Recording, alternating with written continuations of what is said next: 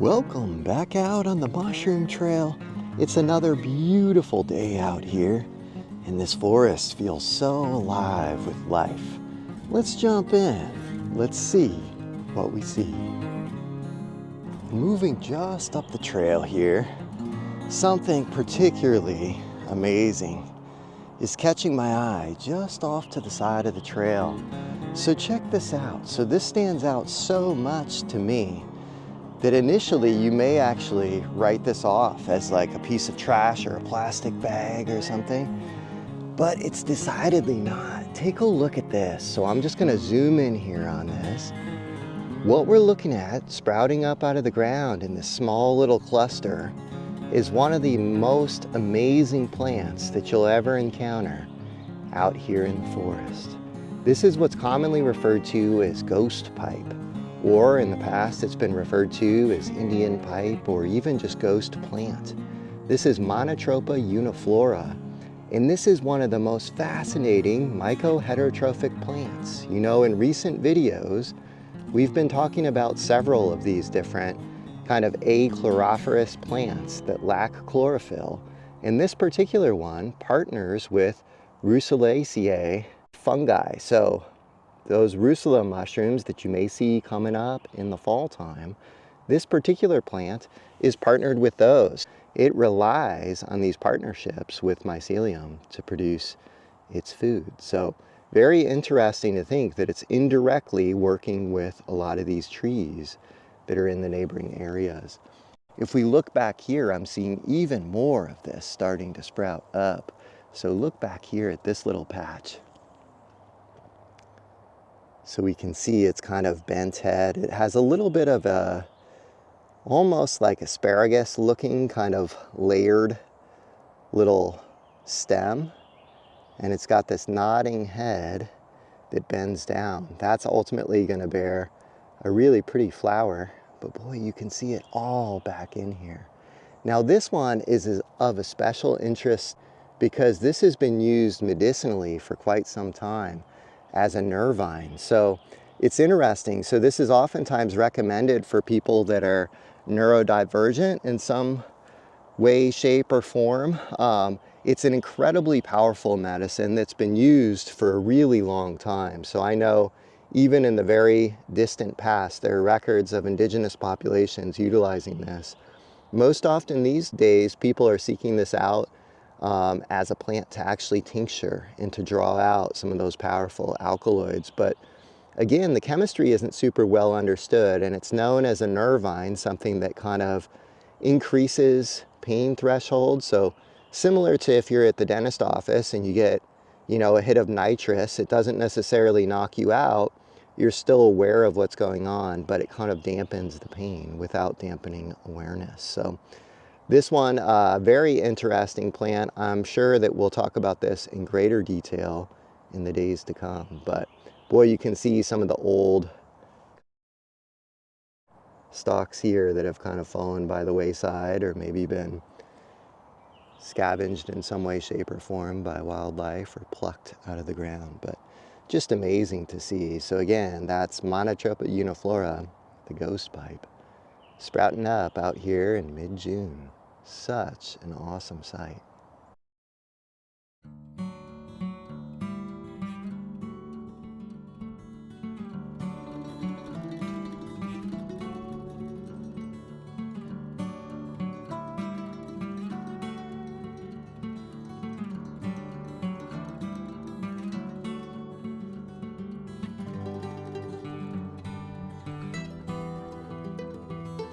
And I suppose it's worth noting that, you know, in a lot of cultures, this is widely regarded as a sacred plant of sorts. So even in Cherokee culture, where it was used medicinally, it's also worked into different, you know, understandings of how life came to be out here and just humans finding their place in nature, so to speak. So really interesting one. And I think of it as almost a magical sort of plant that isn't really well understood.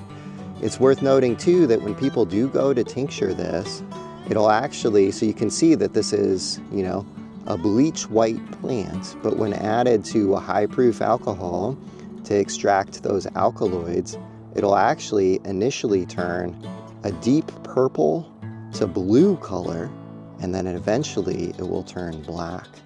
So very interesting to, just note that change. I can imagine that that is quite an experience, just witnessing that transformation that this thing undergoes when it's used in that capacity. So super interesting to see. I might have to kind of check back on this one, giving it a little bit of time to just kind of do its thing and grow and fruit and become what it's bound to be out here. So once this thing goes to flower, I'll be sure to get it back on film for you all so that you can admire what all is going on with this. So really amazing. This is one of the ones that Merlin Sheldrake's got a great chapter in his book Entangled Life that is dedicated to these mycoheterotrophic plants, and specifically this one, Monotropa uniflora. So if you haven't seen this one, keep your eye out. It's currently popping out here in the Pacific Northwest, and it's fairly well distributed across the country. There are little pockets where it doesn't show up, but I know it's here and in South America and parts of Asia. So really a cool one that's worth keeping an eye out for. It's not especially common, so it's pretty rare, and I know that there are fears of this being over-harvested for people seeking it out for medicinal use. So if you do happen upon this one, make sure that you're, if you are planning on doing anything with it, just be mindful of the fact that this one is not all that common, and it's one that should be treated with a healthy deal of kind of respect and appreciation. So cool to see though, just beautiful. And moving just down the trail here, boy, I see a huge cluster, pretty good sized mushrooms that are jumping out at me. This is one that I'm super excited to be seeing. So these guys come out in abundance in the fall, but they also sometimes make a spring appearance that we're getting here. So you can see that these are all fruiting up underneath cedar. This is an absolutely delicious wild edible mushroom known as the Shaggy Parasol, Chlorophyllum olivieri. And if you look at this, so notice it's got this kind of scaly, it's got like a soft texture to it, a little bit darker at the center. If we look underneath, I'm going to actually look at this more mature one here. You'll see this ring. And this will oftentimes detach entirely from the stipe, so it'll be able to move just like a parasol, like an umbrella ring or something. And if I give this a little bit of a tug, what you should notice is, so we've got white gills. Again, we've got this ring or annulus here that will oftentimes slide freely up and down the stipe. You'll also notice that this is already beginning to stain kind of an orangish color. If I snap this a little further up, and this is a somewhat delicate mushroom, especially on the underside. The cap is somewhat delicate. But we should begin to see a little bit of an orange staining. It's important with this one to really get the ID right, because there are a lot of these parasols that can be toxic that are closely related to this, but this is one of my all-time favorite wild edible mushrooms. It's got a wonderful umami flavor, very rich, and you can see that staining orange or kind of like a brownish kind of tawny color. And that's one of the hallmarks or signatures of this that we're looking for to differentiate it from some of its toxic counterparts. But definitely a great mushroom. You want to be mindful of where you're harvesting this particular one from, because it is known to accumulate heavy metals. So you don't want to harvest this, say, from a roadside or an urban location where it's likely to come in contact with those heavy metals. But I especially like these when they're young and kind of tight like this. So the caps will sometimes burn easily. If you get them before they're opened and they're still together, they'll be nice and tight, and you can kind of do quite a bit with them in the kitchen. When they're at this stage, a lot of times I'll treat them somewhat similar to a portobello, but you kind of have to be careful not to burn that cap. So interesting to see.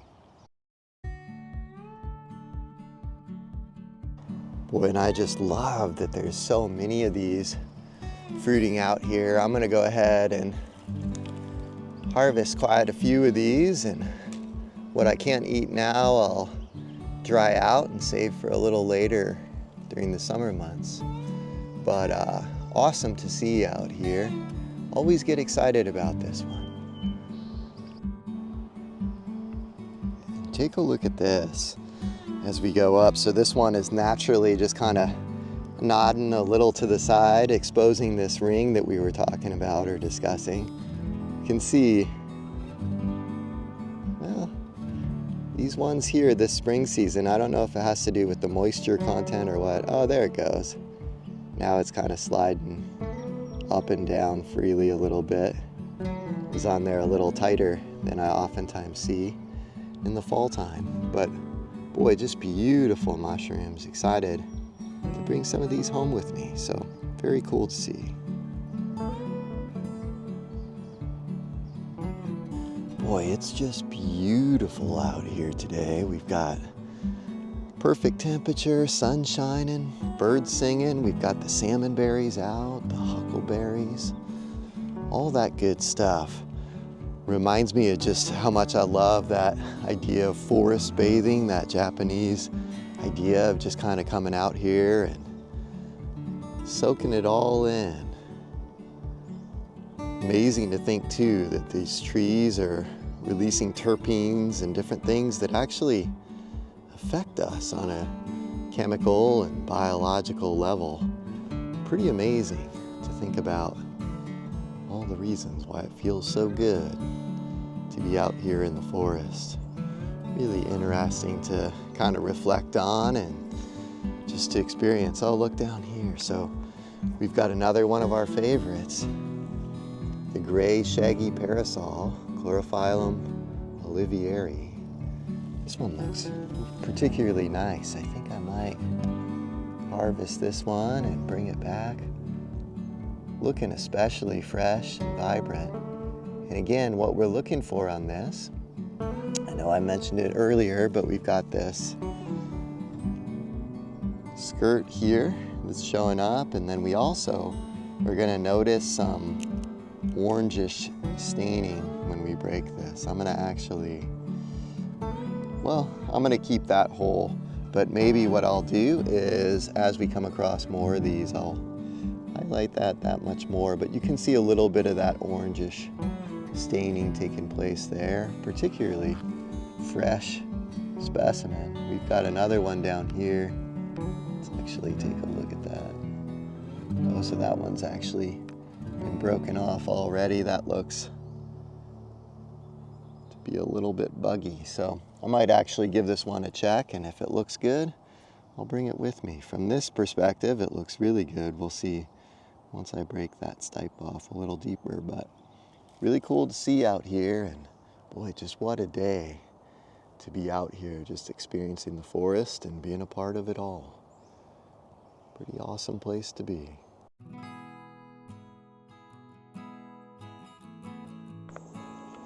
Take a look at this. This is something that I don't see every day. It's kind of very interesting. So notice here we've got a living Douglas fir. We can tell that it's fairly old because of the deep furrows in the bark. You can see it's been here a while, even though it's not an incredibly large size. I only see those deep dark furrows on a Douglas fir when it reaches a certain age. But this is what really caught my eye down here. So we can see this old kind of dead stump off to the side, but then seemingly growing out from the furrows of the bark of this, we see a bolete. So we can see that porous kind of sponge layer underneath. Instead of gills, we see that reddish stipe, which is a familiar sight out here. And obviously this has been out for a while. It looks like it's been consumed by some slugs and different things, but very interesting to see. That's kind of neat. I don't often see that growing out of live trees like that. So my suspicion is that the mycelium is probably underneath here and has just kind of worked its way into this outer bark layer of this old Douglas fir and is fruiting in a peculiar way, seemingly out of the bark. So very cool. Just figured that caught my eye, so I figured I'd pause for a quick second and just kind of take time to admire that. But boy, you can see all kinds of great lichen and moss growth on the outer layer of this old Douglas fir. Love seeing these guys out here. They add so much to the forest. So very cool to see. And yeah, there's always interesting stuff going on out here. So the more I slow down, the more I tend to see. We'll see what else we see further up the trail here. And wow, take a look at this. So growing out of the top of this red alder stump, look at what we've got here. A beautiful example of golden Pholiota. Wow, just look at that. Wasn't expecting to see this one today. So look at that unique cap. Oh, it's got those little scaly kind of fibrils up top. I've seen some guides list this as being edible, but I've heard from most people that it is not, including David Aurora does not recommend it. So it's not one that I'm looking to forage, but it is one that I'm certainly looking to admire. Just look at that beautiful mushroom here. And again, that's growing from red alder. Because of the fact that it's up kind of high, we've got a really nice vantage point to check out views from all angles here. Boy,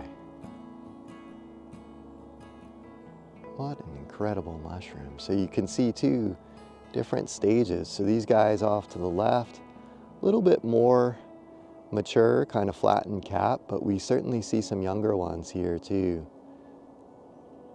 They're just beautiful, fresh little mushrooms poking out from this wood here. So, wow, just really something to see and to marvel at. This little bit of rain that we're getting is doing great stuff for the mushrooms out here. The fungi are loving it. So, very cool to see. Really an eye catcher. Looks quite content, quite happy out here today. Cool to see. And just up here, we've got another prime example of a blown out deep purple bolete, Xerocomellus atropurpureus. We can see a little lighter at the edges. It's got that soft kind of suede-like feature of a lot of these Xerocomellus genus or suede boletes. We've got that red stipe and the characteristic yellow porous sponge surface underneath. A great edible mushroom if you can catch it a little younger than this. Not one that I would harvest in this state, but still great to admire and good cause to kind of take a closer look around here, see if we can find some younger ones. Cool to see. And as I was looking to see if I could find any more of those deep purple boletes, look what caught my eye back here. So this is just a beautifully stunning little plant. So I believe that what we're looking at here is what's typically referred to as the bog wintergreen. Pyrola genus. Let's just see what we're looking at down here at the base. Boy, what a beauty.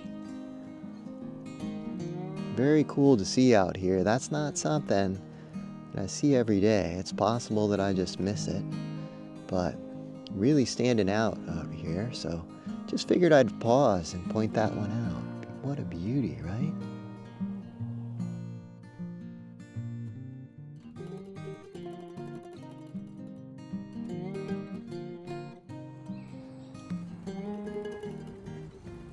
And here we go, right up here.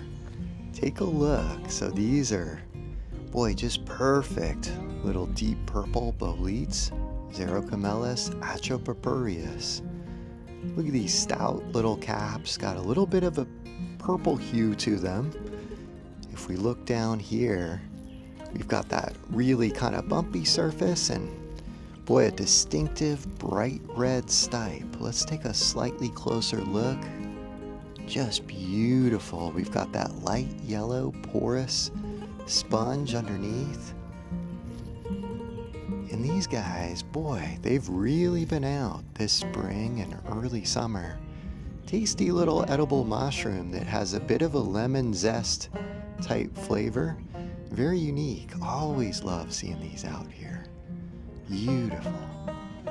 And moving just up the trail here, just off to the side of the trail, I see two brown mushrooms growing off of this log over here. And this is pretty interesting to see. So this looks quite similar to a mushroom that we featured in videos past. And that was Pluteus cervinus, the deer mushroom, or one of the shield mushrooms.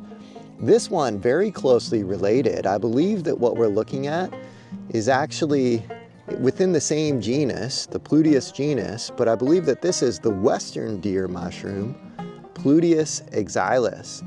And one of the things that you notice is a darker cap. It's got a little bit of a different look to it. And if you look at this stipe, it's got those fibrils that are a little bit darker in color. If I take a look underneath too, we see similar gills, right? So we're gonna see white gills. Let's actually take a closer look at this and see what we see underneath. So I'm gonna give that a little tear. It's got the same characteristic of growing on wood.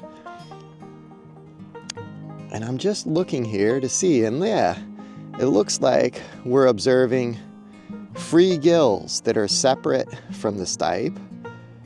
We also have plenty of little bugs in there, which is also characteristic of this particular genus. I tend to see all kinds of little bugs and things jumping around within the gills of most of the deer mushrooms that I see. So again, this is Pluteus exilis, the western deer mushroom, one of the shield fungi.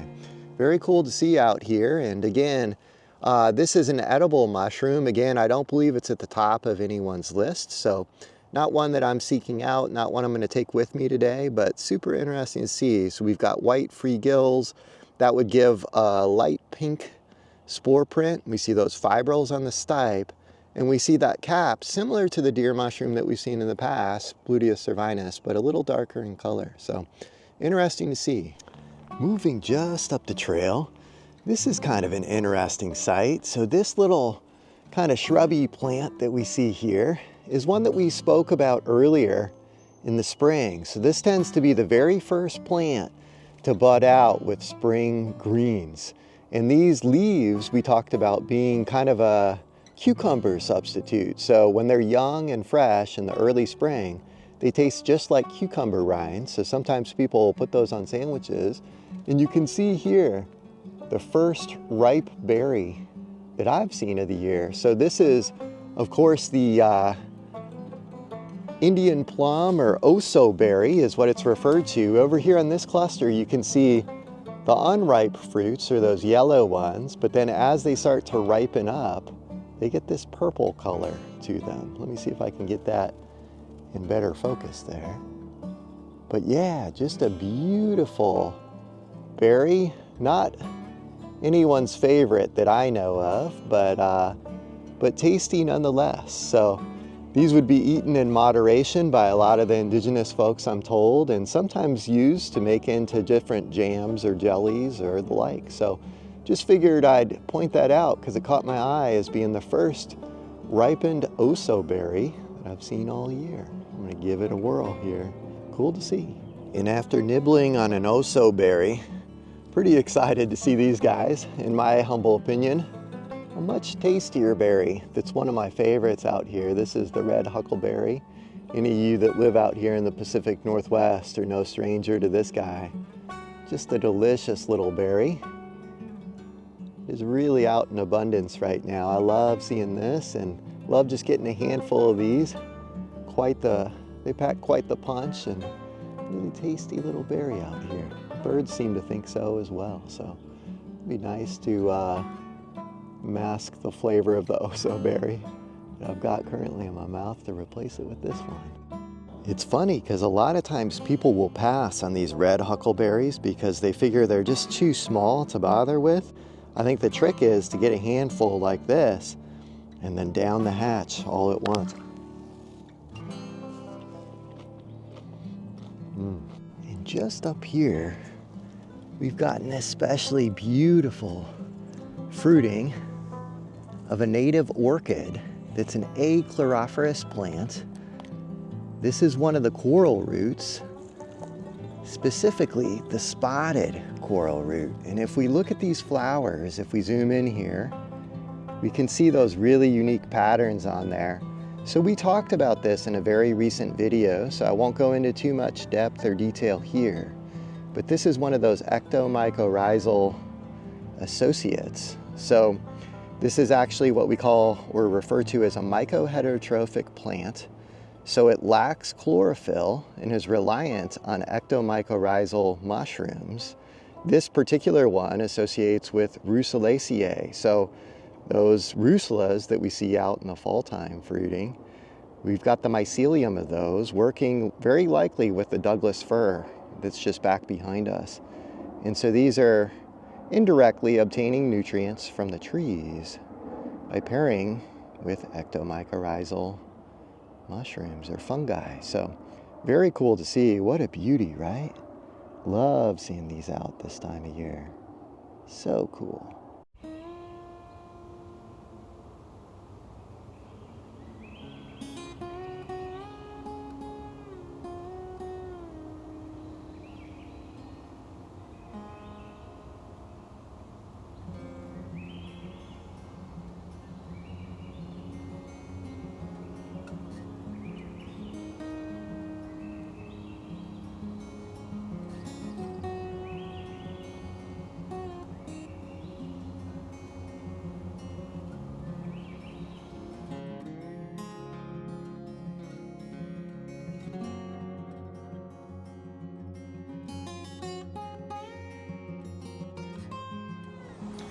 And just off to the side of the trail here, we've got a really interesting site. This is something that I'm sure several of you have seen previously, so we can tell that this has been unearthed or pulled up from the ground. This is a common puffball, Lycoperdon genus, Lycoperdon perlatum. And this is when it's in its young stage. It's an edible mushroom that, as the common name suggests, it's fairly common. I see this quite frequently out here. You can see if we zoom in on this, that it's got these kind of little studded texture, right? It's got that little pearled surface or like little kind of warty spines on there. So that's a really distinctive characteristic or feature of this one, but very cool to see. I always love seeing this one out here. Again, that's the common puffball. Cool to see.